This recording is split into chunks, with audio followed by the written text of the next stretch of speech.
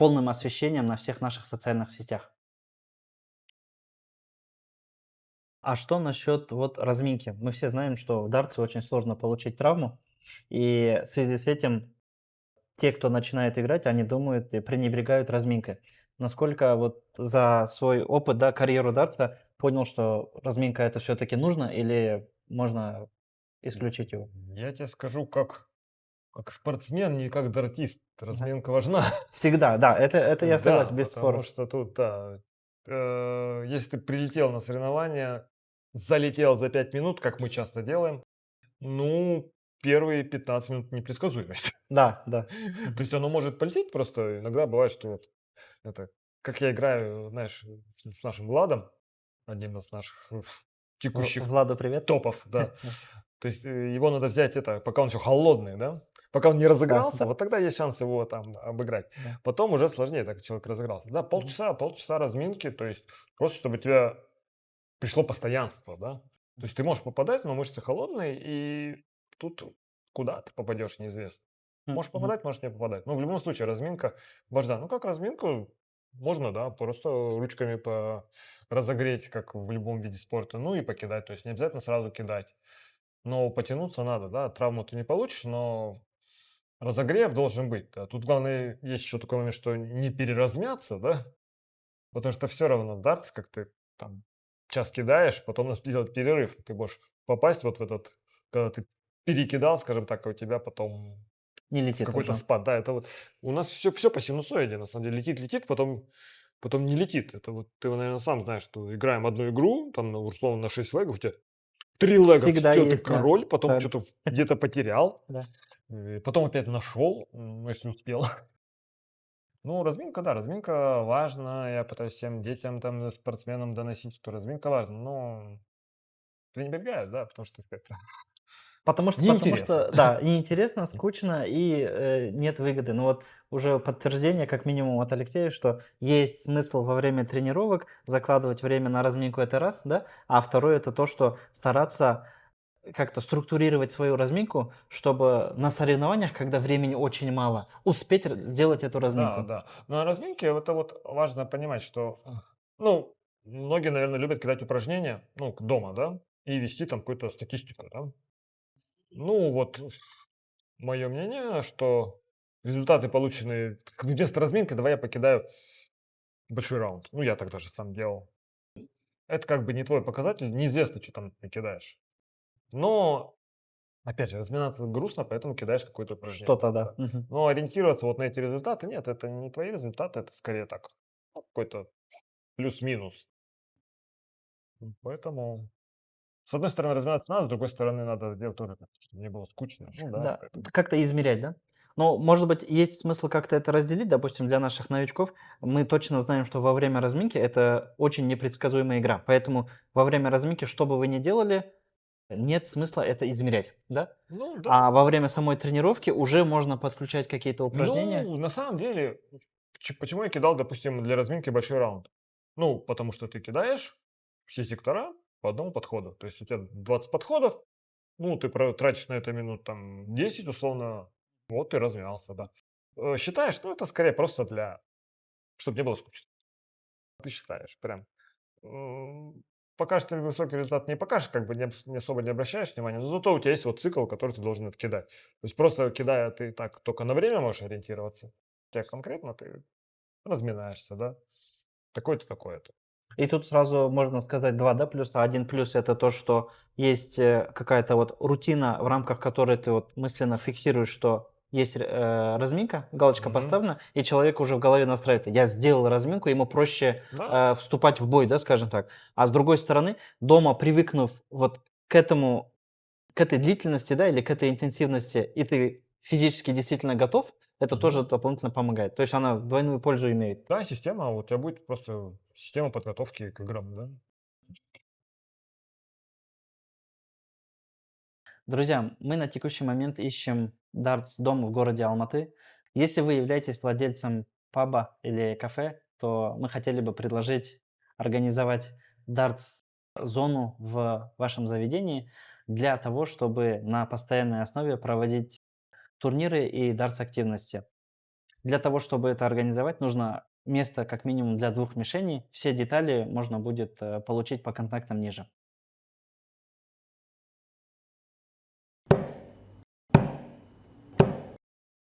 Мы переходим к такой практической части нашего подкаста. Есть пару вопросов, которые хотелось бы разобрать в версии Алексея для новичков. Первый такой вопрос – это, Алексей, как ты делаешь разминку и почему? Два варианта у нас разминки. То есть, если я прихожу на турнир, это один вариант, да, то есть обычно, ну, стандартно, на самом деле на турнирах нет ничего такого сверхъестественного, то есть рутина обычная. Кидаем сначала сектор 20, да, ну, можно центр кидать, то есть кто-то делает калибровку по центру, да, то есть кидает в центр, пока у него там центр не пойдет, центр пошел, все это. Кто-то просто кидает сектор 20, это вот, ну, я кидаю, вот обычно начинаешь, сектор 20, кидаешь какое-то время, ну, сколько-то там есть времени. И потом переключаюсь уже на даблы, на основные, да, то есть кидаешь там дабл 20, дабл 16, дабл 10, то есть, ну, такое основное, пробегаешься, 20, 10, 5, 16, 8, 4, 2 и 1, да, да? ну, вот такое. То есть, когда времени немного, ну, в основном так.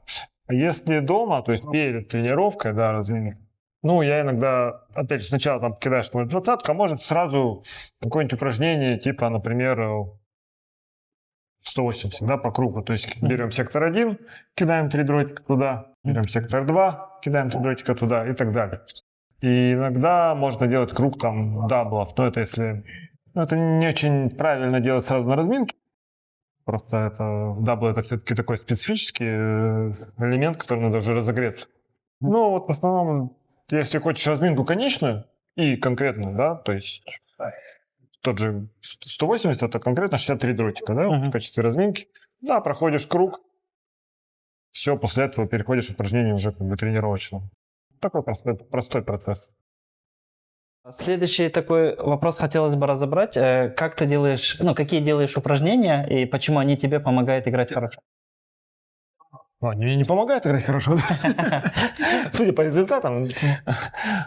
Упражнения, ну, опять же, зависит от цикла подготовки, да, если я реально готовлюсь, да, я играю по упражнениям. То есть тогда у меня, смотря на что я акцентирован, да, если я, допустим, сейчас поднимаю набор, я кидаю сектор 20. Да, сектор 20 обычно, ну, как вот в моих циклах подготовки было, допустим, одно упражнение, это у нас 10 подходов на сектор 20, и так делаю 5 раз. То есть это вот конкретно упор на сектор 20, да, то есть 3-5 подходов, фиксирую там результаты, ну, не знаю для чего, но хотя бы так, для себя. Это когда я играю на набор. Если второй момент рутина, да, когда такой, нет соревнований, просто общий, делал когда-то несколько, как раз 180, но уже с целью группинга, да, то есть чтобы общую точность поднять, общую точность. Кучность. Да, ну, кучность, да. То есть именно чем хорошее это упражнение, что ты кидаешь 3 дротика фактически в одну точку, да, по всей мишени, но ты кидаешь 3 в сектор 1, да, целишься в утроение, вот туда кидаешь ты. Это твоя цель – собрать дротики в одну точку где-то на мишени, да, не обязательно в секторе 2. Это именно повышает общую точность. И третья часть упражнений – это на даблы. Конкретно на даблы. Тут много разных вариантов, то есть у меня одно из таких ходовых, я делаю, допустим, выбираю сектор 20, допустим, и я делаю типа 10 подходов, да, попал, 1-0 в мою пользу, не попал, 1-0 против меня, да, и вот так 1-1, 2-1, 3-1, да. Но при этом это в рамках подхода. В рамках подхода, да, то есть, соответственно, они в сектор, то есть попал в 20, перехожу на 10, то есть мне надо закрыть 20-ку, да. И, соответственно, вот такой получился результат. Если 5-5 кидаю решающий, да, типа золотого гола, как правило, проигрываю, потому что нервы, да, не понять откуда. Но вот такое упражнение часто делаю, да. Когда хорошо, у тебя там 7-3, хорошо, молодец, я закрылся так. Ну, то есть есть вот такой вариант, я это часто делаю, скажем так, на дабло. Другое, когда ты реально кидаешь, ну, вот как и 20-ку, то ты кидаешь все в сектор в дуэне 20. Ну, это такое менее интересное, честно говоря. Ну, бывает, да, кидаешь даблы. Иногда я так делаю. То есть все в дабл 20, сколько там попал за 30 бросков, да. А, Другой вариант, когда ты просто кидаешь 20, 10, 5. Ну, вне зависимости от того, куда попал, ты кидаешь дабл 20, дабл 10, дабл 5. Мгм. Неважно, попал, не попал, вот такой подход. То есть я также так 32, 8, Ну, это что-то вроде 16, тренировки 8, переходов. 4. Ну, это как просто даблы, только не в один. Ну, может, и переходы, они же подряд идут. Это как бы один, другой, третий. Можно так. Ну, у меня развлечение круг даблов, но это такое мазохистское развлечение. То есть, когда тебе нужно закрыть единицу, вот ты кидаешь сколько подходов, пока не попадешь, да. А то переходишь на двойку, тройку и так вокруг. Да. То есть у меня... Ну и фиксируешь результаты, да. Если закрылся в сотню, уложился, молодец, да. Мгм. Сотню подходов. Сотню дротиков, да. Ну, не сотни подходов. То есть сколько подходов? Ну, 30 с чем-то. 33, да? Ну, у меня там лучший результат был чуть ли 50 за 50 с чем-то, но это прям совсем неплохо. То есть все, что ниже сотни, считается хорошо для меня. А был входит? Да, булл ходит. То есть бывает, ты закрываешься на 90 все, и потом на буле сидишь там 60 Застрял. Ага. То есть это вот основные упражнения. Ну и опять в конце я, как правило, делаю игровую. То есть я играю с ботом там своего уровня, по зависимости от времени, до 6, либо до 7, то есть по много, если есть время. То есть такая просто полноценная игра. Ну, потому что без игровой мне скучно. Поэтому я стараюсь это быстро завершить все это, и чтобы поиграть. Быстрее сыграть. И Ну, всегда это 501. Ну, я только в 501 играю. Мгм. Как бы это мой бзик, но я крикет не люблю, просто в принципе не люблю.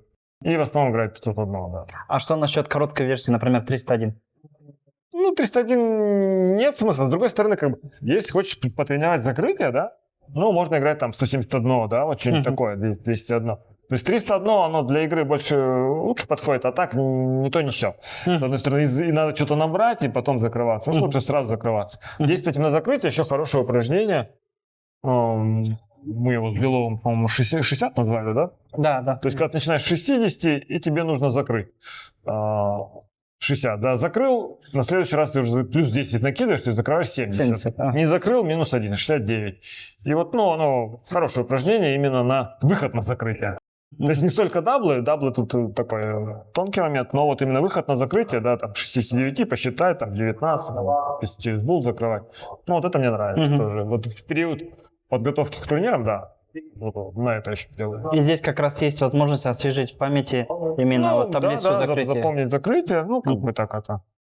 Вот эти подходы, да, ладно. Чтобы у тебя на автомате, ты уже, там, у тебя осталось там 76, так, куда, чтобы ты не стоял, так думал. Нет, сразу в районе 20, там, попал, не попал, сразу 76, 56, да, попал на 16, и так далее. Следующий такой вопрос, который хотелось бы разобрать.